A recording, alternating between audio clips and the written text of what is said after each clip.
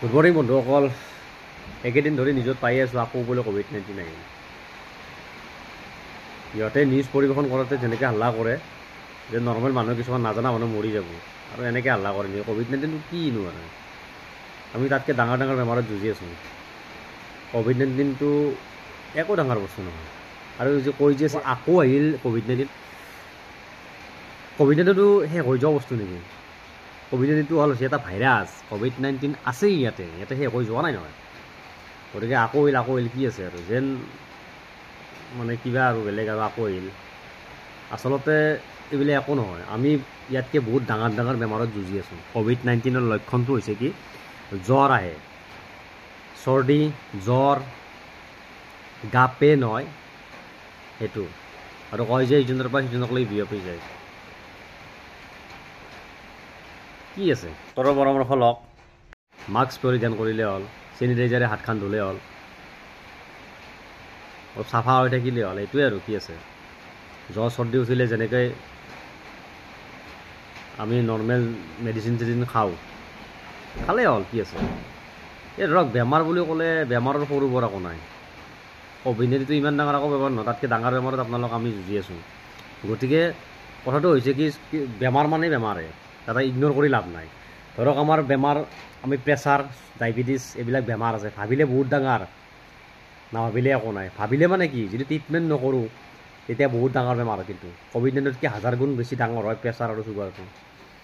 যেতিয়া মানুহ এটাৰ প্ৰেছাৰ মানে হাই প্ৰেছাৰ থাকিব, হাই প্ৰেছাৰত যেতিয়া মেডিচিন নাখাব নহয়, ইগন'ৰ কৰিব, মেডিচিন খালে একো নাই, নৰ্মেল বস্তু একো নাই, এইবিলাক বস্তু শেষ হৈ নাযায়।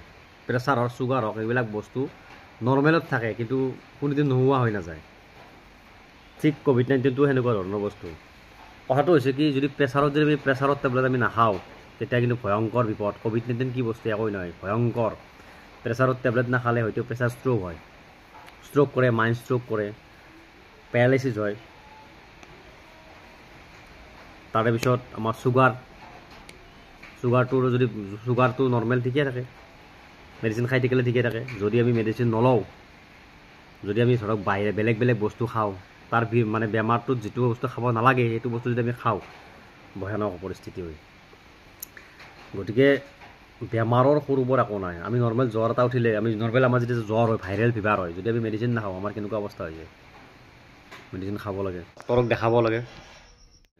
গতিকে চব বেমাৰ বুলি ক'লে আৰু ইমান হাল্লা কৰিলে কি হ'ব? মানুহক চলিউশ্যন দিব লাগে, ইমান হাল্লা কৰি লাভ নাই যে অমুক আহিল তমুক আহিল। আৰে ভাই, বেমাৰে আমাৰ মানুহৰ যিহেতু জীৱন, আমি চাৰিও পিনৰ পৰা যুঁজিব লাগিবই। মানৱ পৃথিৱীৰ চবচে শ্ৰেষ্ঠ জীৱ হৈছে মানৱ। গতিকে মানৱৰ দেহত চব আৰু সেইখিনি ক্ষমতা দিছে, যুঁজিব পৰা ক্ষমতা সেইখিনি ওপৰ পেলাই দিছে।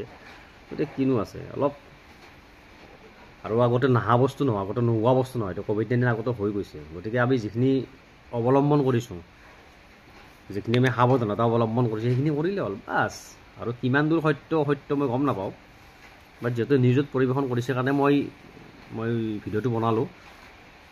আপোনালোকে কিছুমানে ভয় খোৱাৰ কোনো প্ৰয়োজন নাই। এইটো নৰ্মেল এটা মানুহৰ যেনেকৈ জ্বৰ, আৰু বেমাৰত চব বেমাৰে আহে। বেমাৰ যেনেকৈ সাপৰ সৰু বৰ নাই, বেমাৰৰো সৰু বৰ নাই। কিন্তু যিকোনো বেমাৰ হ'লে আমি হয়তো ডক্তৰৰ পৰামৰ্শ ল'ব লাগে, সেইটোৱে কথা।